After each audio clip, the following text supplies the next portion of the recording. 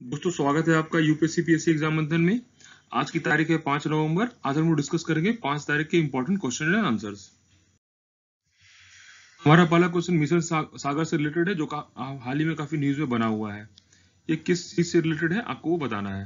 First option is internal water way development, second option is assistant to friendly foreign countries, third option is port modernisation and new port development, D है none of the above.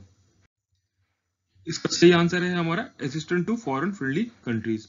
Mission Sagar 2 हमारा mission सागर का part है, जो कि हमारे corona काल में मई जून में चालू किया गया था। हमारे जो भी नेबरिंग कंट्रीज हैं इंडियन ओशन में, नेबरिंग कंट्रीज जैसे कि हमारे मालदीव्स हो गया, मॉरिशस हो गया, सिसिलीज हो गया, मेडागास्कर हो गया, कोमोरोस हो गया, इनको हमारे जो गवर्नमेंट ने उनको फूड और काफी मेडिसिन प्रोवाइड किया था मई जून के टाइम में। इसी के तहत इसका फुल फॉर्म हमारा जो है सागर का फुल फॉर्म है security and growth for all in the region है।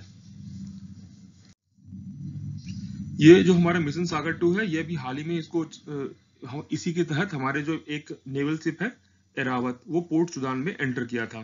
पोर्ट सुदान में वो हमारा क्या फूड और कंसाइनमेंट और साथ में हेल्प लेकर के वहां पे गया था। तो जैसा कि आप लोग देख सकते हैं इस मैप पे हमारा जो है सूडान हो गया, यहाँ सूडान इस जगह पे है, साउथ सूडान यहाँ पे है, और जिबूती यहाँ पे है, इरिटिया यहाँ पे है। हमारे जो हॉर्न ऑफ अफ्रीका के नाम से काफी ये फेमस ये जो पॉइंट है, इसमें कंट्रीज आपको याद होना चाहिए। इसके हॉर्न ऑफ अफ्रीका में कौन कौन सी कंट्रीज आती हैं? इरिटिया आती है, इथोपिया आती है, जिबूती आती है, सोमालीलैंड आती है, और साथ में सोमालिया आते हैं। ये आपको कंट्रीज का नाम पता होना चाहिए। आगे बढ़ते हैं। जीरकपुर एक सैटेलाइट टाउन है, लोकेटेड इन विच स्टेट? आपको स्टेट का नाम बताना है। First is Uttar Pradesh, second is Punjab, third is Bihar, fourth is Gujarat. सही आंसर है इसका पंजाब। जीरकपुर अभी न्यूज में बना हुआ था क्योंकि यहाँ पे हमारे जो स्पोर्ट्स मिनिस्टर है, एक जो स्पोर्ट्स अथॉरिटी ऑफ इंडिया का रीजनल सेंटर यहाँ पे चालू किया गया है। ये पंजाब स्टेट में है ये जीरकपुर। साथ में ये सैटेलाइट टाउन है मोहाली डिस्ट्रिक्ट का, इसलिए ये न्यूज में बना हुआ था अभी। हमारा अगला क्वेश्चन गल्फ कोऑपरेशन काउंसिल से रिलेटेड है, क्योंकि इस पे हमारे जो फॉरेन मिनिस्टर है उनकी मीटिंग हुई थी, वर्चुअल मीटिंग हुई थी उन लोगों के साथ। तो इसका फर्स्ट ऑप्शन है members of the GCC include Saudi Arabia, UAE, Bahrain, Kuwait. Second option is the secretariat of GCC is located in Riyadh, Saudi Arabia. इसमें आपको इनकरेक्ट ऑप्शन सेलेक्ट करना है। सही आंसर है इसका नन ऑफ द अबव, क्योंकि इसके दोनों ऑप्शन सही हैं। जीसीसी हमारा जो है इसमें 6 कंट्रीज हैं, Kuwait, Bahrain, Qatar, UAE, Oman और साथ में सऊदी अरेबिया। तो इसमें हमारे दोनों ऑप्शन ये सही हैं, लेकिन हमें क्वेश्चन में सिलेक्ट करना है इनकरेक्ट, इसलिए इसका आंसर होता है none of the above. GCC हमारा जो एक गल्फ कोऑपरेशन काउंसिल है, ये 1981 में एस्टेब्लिश किया गया था, जिसमें Bahrain, Kuwait, Oman, Qatar, Saudi Arabia, UAE इसके पार्ट थे। ये बनाया गया था, उनके स्पेशल प्रॉक्सिमिटी है अपने ज्योग्राफिकल प्रॉक्सिमिटी के कारण, और पॉलिटिकल जो सिस्टम है वो इस्लामिक बिलीफ था, अपने आप में उन लोग कॉपरेट करने के लिए बनाया गया था ये 1981 में। इसका जो मेजर एम था वो पॉलिटिकल, इकोनॉमिक, सोशल और एक रीजनल ऑर्गेनाइजेशन एस्टेब्लिश किया गया था उनके चार्टर के तहत। इसका जो सेक्रेटेरिएट है वो रियाद में है, सऊदी अरेबिया रियाद में है जीसीसी का। हमारा अगला क्वेश्चन रिलेटेड है प्रधानमंत्री भारतीय जन औषधि परियोजना से।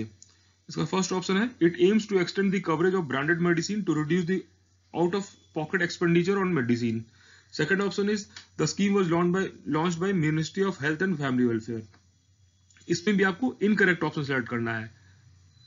आपको हमेशा ध्यान देना है कि ऑप्शन इनकरेक्ट सेलेक्ट करना है कि करेक्ट सेलेक्ट करना है। इसमें काफी कंफ्यूजन क्रिएट किया जाता है एग्जाम में।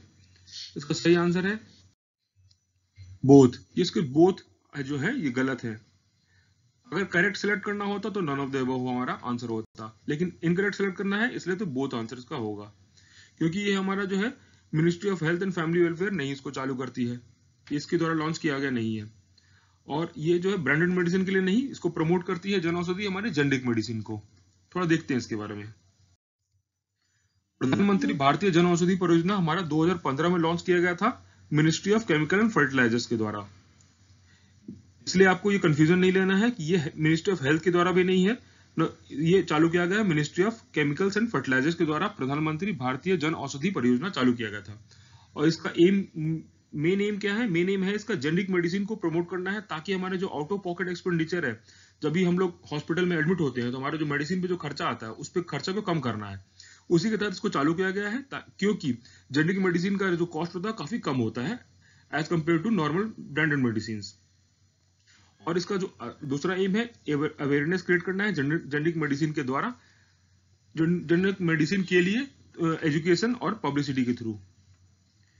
ये आप लोगों में सेलिएंट फीचर इसका दे रखा है यहाँ पे, इसको आप एक बार देख सकते हैं। आगे बढ़ते हैं। हमारा अगला क्वेश्चन स्वामित्व स्कीम से रिलेटेड है। आप ये न्यूज में काफी बना हुआ है, आपको बताना है कि किस चीज से रिलेटेड है, इसका कंटेक्स्ट क्या है। First option is survey of rural properties using improved technology. Second is agriculture insurance scheme. Third is income support to farmers families.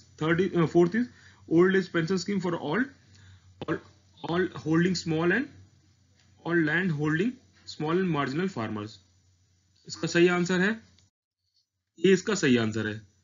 अभी हमारे प्रधानमंत्री जी ने स्वामित्व स्कीम के तहत कई सारे कार्ड डिस्ट्रीब्यूट किए थे, इसलिए ये न्यूज में बना हुआ था।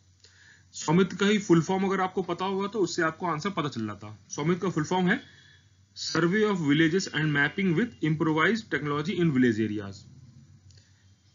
और देखते हैं इसके बारे में।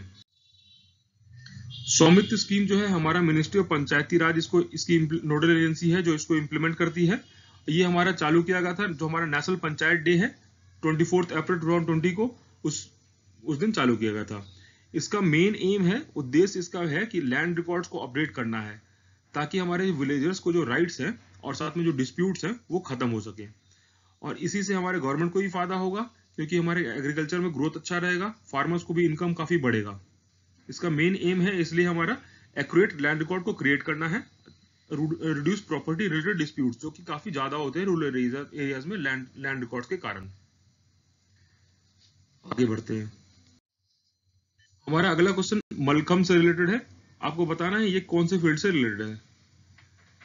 Option A is a tax system based on the cattle wealth. B option is an ancient sport played against gravity. Option C is a flower species that blossoms only once in 12 years। Option D is none of the above. इसका सही answer है B, ये एक ancient sport है played against gravity.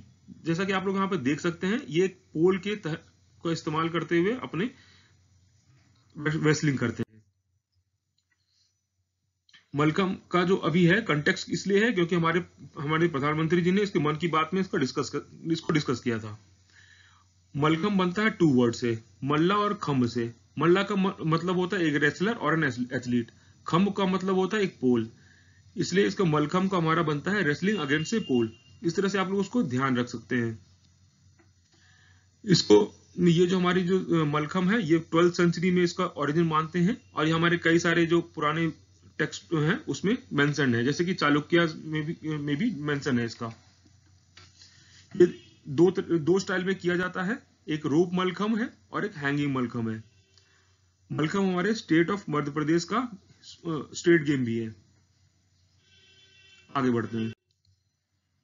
अगला question हमारा related है national monsoon mission से है। इसका फर्स्ट ऑप्शन है it aims to develop a state of the art dynamic monsoon prediction system for short medium and long range forecast. Option B it is launched by the ministry of earth sciences in 2012। इसका सही answer है, इसमें आपको correct select करना है, आपको हमेशा इस बात का ध्यान रखना है। सही आंसर है इसका बोथ।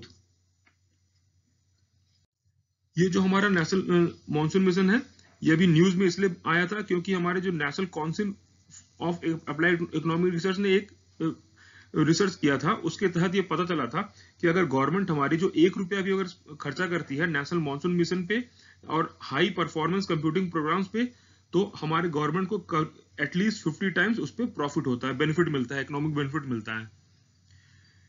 ये जो है मिनिस्ट्री ऑफ अर्थ साइंस द्वारा चालू किया गया था नेशनल मॉनसून मिशन, और इसका जो मेन एम है state of the art system develop करना है, जिससे कि हम लोग मॉनसून डायनेमिक मॉनसून का प्रेडिक्शन कर सके, ताकि हमें फायदा मिल हो उस चीज का। 2012 में ये चालू किया गया था और इसका फर्स्ट फेज अब समाप्त हो चुका है और सेकंड फेज इसका चालू किया गया है क्योंकि गवर्नमेंट को काफी इसका फायदा मिला था। मॉनसून मिशन का डायनेमिक मॉडल को इस्तेमाल किया गया था, काफी उसका बढ़िया रिजल्ट आया था। जो नेक्स्ट फेज है हमारा 2017 से 2020 तक ये चला था। आगे बढ़ते हैं। हमारा अगला क्वेश्चन रिलेटेड है प्रोजेक्ट लून से। आपको बताना है ये क्या है। Option A is wireless communication technology, option B is waste management technology, option C is solar power production technology, option D is water conservation technology. सही आंसर है ये एक ये वायरलेस कम्युनिकेशन टेक्नोलॉजी है जो कि गूगल द्वारा चालू किया गया है। गूगल का ये एम था कि जो हमारे रिमोट और फार फ्लंग एरियाज हैं, जो हिली टेरेन है, जहाँ पे उन लोग को इंटरनेट प्रोवाइड करने में दिक्कत होती है, तो वहां पे ये एक बैलून एस्टेब्लिश करेंगे, बैलून स्ट्रेटोस्फेयर में, जिससे कि वहां पे हम लोग कुछ एरियाज में कुछ 20-25 किलोमीटर के रेंज में इंटरनेट आराम से प्रोवाइड कर सकेंगे। इसकी जो हाइट मेंटेन करते हैं वो सॉफ्टवेयर है और सॉफ्टवेयर उन्होंने डेवलप किया, उसी के हिसाब से विंड के जो स्पीड है और डायरेक्शन के हिसाब से उसको हाइट को ऊपर नीचे करते हैं। अब बैलून आपको पता होगा कि ये स्ट्रेटोस्फेयर में उसको एस्टैब्लिश करते हैं। ये प्रोजेक्ट किसके द्वारा चालू किया गया? तो गूगल के द्वारा चालू किया गया है। इसी के साथ हमारा आज का क्वेश्चन आंसर का सेशन समाप्त होता है। आशा करते हैं आपको ये पसंद आया होगा। कृपया करके लाइक, शेयर और सब्सक्राइब करना ना भूलें। धन्यवाद।